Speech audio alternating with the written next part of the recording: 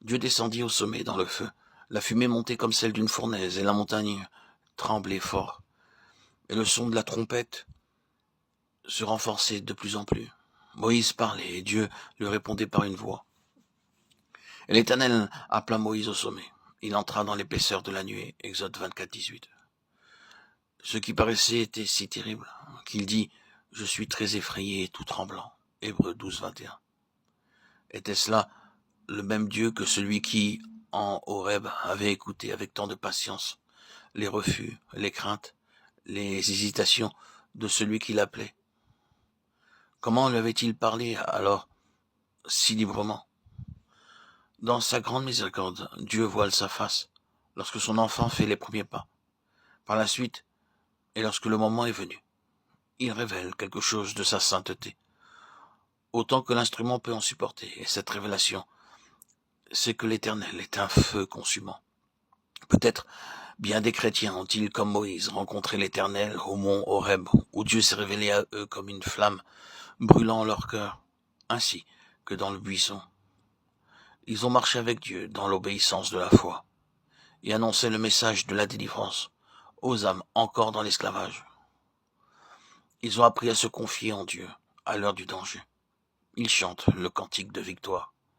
Et dans les épreuves qui leur sont survenues, ils font l'expérience de la puissance du calvaire pour changer les eaux amères de la vie propre en eau douce, celle de la vie céleste.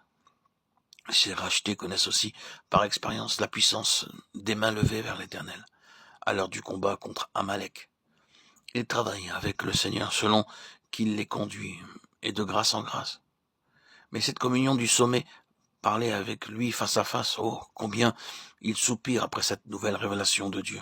Combien ils souhaitent entendre sa voix leur dire « Viens avec moi et regarde depuis le sommet ». Le moment vient où Dieu se révèle aux rachetés comme à Moïse, dans la terrible majesté du Sinaï.